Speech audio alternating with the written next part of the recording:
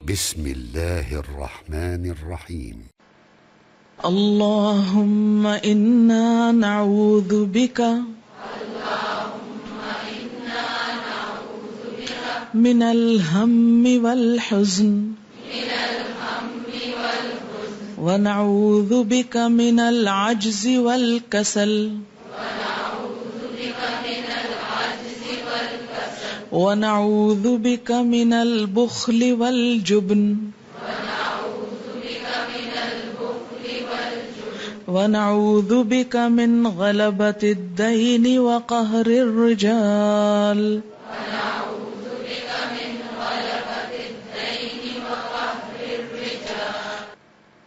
اللہم اے اللہ انا نعوذ بک بے شک ہم تیری پناہ چاہتے ہیں من الہم فکر سے والحزن اور غم سے ونعوذ بک اور ہم تیری پناہ چاہتے ہیں من العجز عاجزی سے والکسل اور سستی سے ونعوذ بک اور ہم تیری پناہ چاہتے ہیں من البخل بخل سے والجبن اور بزدلی سے ونعوذ بک اور ہم تیری پناہ چاہتے ہیں من غلبۃ الدین قرض کے غلبے سے وقہر الرجال اور لوگوں کے قہر سے۔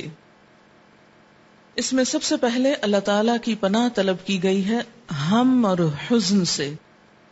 ہم ہوتا ہے فکر، افکار، پریشانیاں، پراگندہ خیالات، اور حزن دوسروں کا غم۔ غم اور فکر مراد ہے یہاں سمپلی کہ اللہ ہر طرح کے غم اور فکر سے بچنے کے لیے اپنے آپ کو تیرے حوالے کرتا ہوں تاکہ تو ان اسباب سے بھی بچا جو میرے لیے پریشانی کا سبب بنے، اور اس کے علاوہ یا اس کے ساتھ ہی عاجزی اور سستی سے بھی، کیونکہ عموماً غم یا فکر اور پریشانی کس کو جنم دیتی ہے؟ عاجزی کو، بے کسی کو اور سستی کو۔ بسا اوقات سستی غم کا سبب بنتی ہے اور بسا اوقات غم سستی کا سبب بنتا ہے۔ یہ دونوں چیزیں آپس میں لازم و ملزوم ہیں، کیونکہ جب انسان کا ریزسٹنس پاور کمزور ہوتا ہے، اس کا دفاعی نظام کمزور ہوتا ہے، تو ہر طرح کا وائرس حملہ آور ہو جاتا ہے۔ ایسا انسان ہر قسم کی بیماری کیچ کر لیتا ہے، پھر ایک کے ساتھ ایک چیز چلی آتی ہے۔ تو اس کے لیے ضروری ہے کہ انسان کا اللہ تعالی سے مضبوط تعلق ہو، اس پر مضبوط بھروسہ ہو، اور اللہ کے سوا کوئی طاقت ہے نہیں جو انسان کو مضبوطی دے سکے، جو قوت دے سکے، جو اس کا سہارا بن سکے، جو اس کی کمی پوری کر سکے، جو اس کی ضروریات میں کام آ سکے۔ تو اس لیے اللہ اپنے آپ کو تیرے حوالے کرتی ہوں کہ تو مجھے ہر فکر سے، ہر غم سے، سستی سے، عاجزی سے پناہ دے۔ اور وَنَعُوذُ بِكَ مِنَ الْبُخْلِ اور بخل سے بھی، کیونکہ ہوتا کیا ہے کہ جب کسل آتی ہے، سستی آتی ہے، تو انسان کام کوئی نہیں کرتا۔ جب کام نہیں کرتا تو جو اس کے پاس ہوتا ہے وہ بھی کسی کو دینا نہیں چاہتا کہ مجھے کہاں سے اور ملے گا۔ اور پھر والجبن بزدلی، جب انسان فکر کا شکار ہوتا ہے، غم کا شکار ہوتا ہے، بیکار ہو جاتا ہے، تو پھر بزدل بھی ساتھ ہی ہو جاتا ہے۔ وہ نہ زمانے کا مقابلہ کر سکتا ہے، نہ حالات کا مقابلہ کر سکتا ہے، اور نہ ہی کسی مشکل چیز اور وقت کا۔ انسان ایک کمزور چیز ہے، اور انسان جتنا چاہے مضبوط ارادہ رکھتا ہو، مضبوط ایمان رکھتا ہو، مالدار ہو، عالم ہو، کچھ ہو، لیکن انسان انسان ہے۔ وہ اس وقت تک کمزور ہے جب تک کہ اس کا سہارا اور بھروسہ اللہ کی ذات پر نہیں، جب تک وہ اپنے آپ کو اللہ کے حوالے نہیں کرتا، اور اللہ پر بھروسہ کرنے سے زیادہ خود پہ بھروسہ کرتا ہے۔ اور جب انسان خود پر بھروسہ کرنے لگتا ہے تو اللہ آزما لیتا ہے کہ پھر بچاؤ اپنے آپ کو۔ تم سمجھتے ہو کہ سب کچھ تم خود کر سکتے ہو، اب اپنی مدد آپ کرو۔ یہ بار بار آتا ہے نا قرآن میں، وہ اپنی مدد بھی خود نہیں کر سکتے، بڑے بڑے نیک لوگوں کے بارے میں یہ کہا گیا کہ جن پر لوگ بھروسہ کرتے تھے، فرمایا وہ تو اپنی مدد نہیں کر سکتے، دوسروں کی مدد کیا کریں گے؟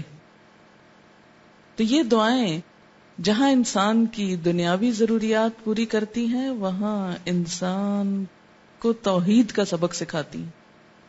اسی لیے تو دعا کو عبادت کہا گیا کہ دعا کیا ہے؟ عبادت. مانگنا کیا ہے؟ اللہ سے تعلق کی علامت، اس پر بھروسہ کرنا، اسی کو اصل ہستی سمجھنا، اصل سہارا سمجھنا. عبادت اور دعا لازم و ملزوم ہے. اور پھر وَنَعُوذُ بِكَ، ہم پناہ چاہتے ہیں تیری، کس سے؟ من غلبۃ الدین، قرض کے غلبے سے. کیونکہ جب انسان کے اندر فکر، غم، عاجزی، سستی، بخل، بزدلی آتی ہے تو پھر انسان بعض اوقات اپنی روزی کمانے کے قابل بھی نہیں رہتا، جس کے نتیجے میں مقروض ہوتا چلا جاتا ہے. یا انسان جب اپنے نفس کا غلام ہو جاتا ہے تو مقروض ہونے لگتا ہے، اپنی خواہشات پوری کرنے کے لیے قرض لیتا چلا جاتا ہے. یہ بھی ایک بزدلی ہے. وقہر الرجال، اور لوگوں کے قہر سے. ظاہر ہے کہ اگر کسی نے مثلاً قرض لے رکھا ہے اور وہ وقت پہ واپس نہیں کرتا تو وہ لوگوں کے قہر اور ناراضگی کا شکار ہوگا. تو یہ ساری چیزیں مل کر انسان کو کمزور کر دیتی ہیں اور اس کو دنیاوی اعتبار سے بھی نقصان دیتی ہیں اور آخرت کے اعتبار سے بھی. یہ سب چیزیں عمل کی رفتار کم کر دیتی ہیں، اور جب عمل کی رفتار کم ہو جائے تو دنیا اور آخرت دونوں کا گھاٹا. اس احساس کے ساتھ اب آپ دعا مانگے. اللہم انا نعوذ بک من الہم والحزن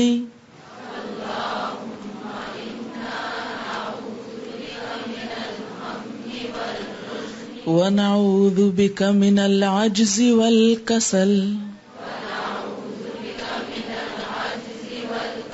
ونعوذ بک من البخل والجبن ونعوذ بک من غلبۃ الدین وقہر الرجال.